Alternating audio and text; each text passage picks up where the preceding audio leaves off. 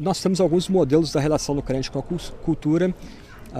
A gente pode pensar que em cultura, não tanto quanto a língua, literatura, arte, música, que geralmente cada cultura tem e espelha seus valores mais profundos, mas vou pensar aqui na relação do cristão com a política, com a educação, com a economia, com a arte, etc. e tal.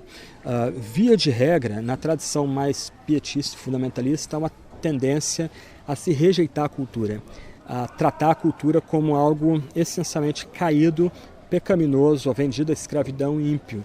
Então, uma larga seção da igreja evangélica brasileira, né? Eu fui criado como batista, então experimentei esse tipo de tensão na minha própria experiência pessoal.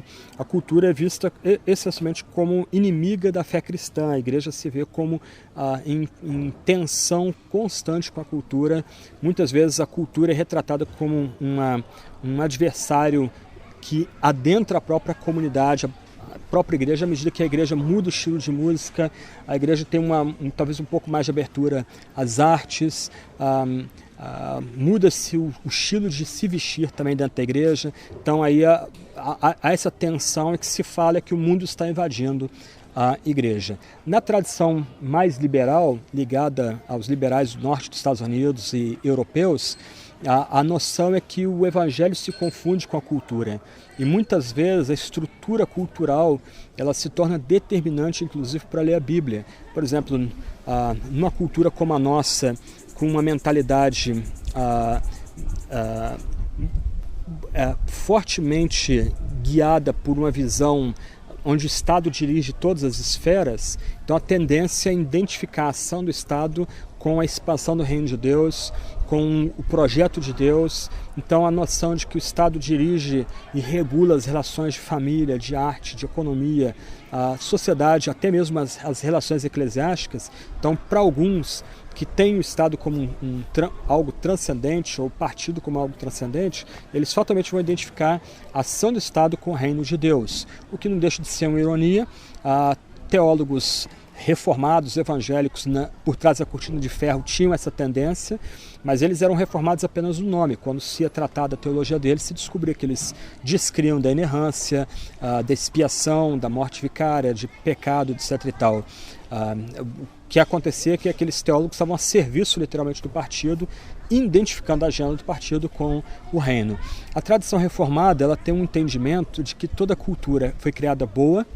Deus é o criador da cultura, Deus é o criador dessas diversas esferas como política, arte, economia, família, educação, etc. e tal. Mas com a queda, cada aspecto cultural foi maculado pelo pecado e se tornou servil ao pecado.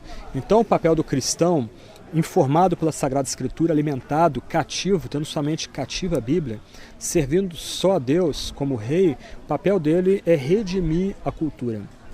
E talvez o que é trágico no Brasil, em grande parte porque nós não conseguimos sair desses dois ângulos, né? A visão liberal, a visão fundamentalista do trato com a cultura, nós ainda não vimos uma geração de jornalistas evangélicos, de artistas evangélicos, de políticos evangélicos, que sem fazer propaganda do evangelho, possam tentar ganhar ou requerer essas esferas para o senhorio de Cristo.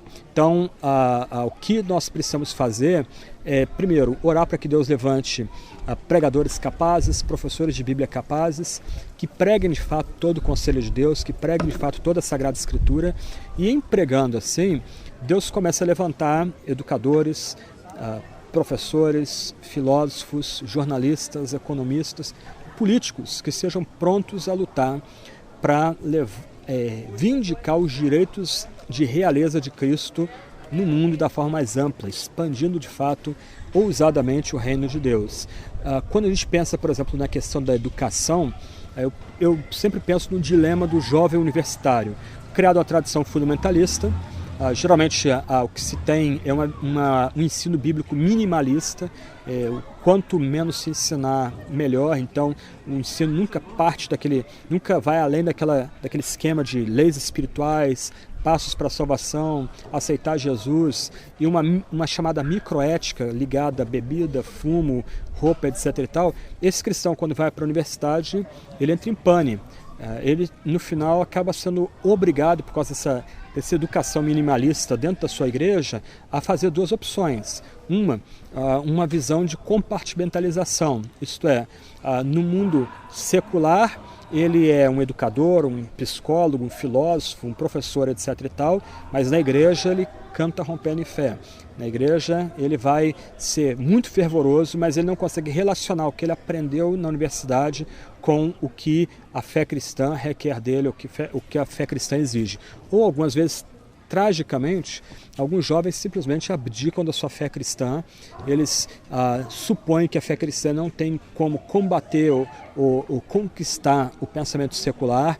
Ele não recebeu instrumentos para dialogar no nível universitário com o que ele está recebendo na área de filosofia, na área de história, na área de sociologia, de direito. Então ele simplesmente dá pane e esse jovem ele simplesmente apostata, ele abandona a fé cristã. O alvo é que a igreja eduque esse jovem de tal forma que o torne apto, a partir, por exemplo, da crença na graça comum, a usar o melhor do mundo na sua luta para ganhar a sociedade, estender o reino de Deus para a sociedade.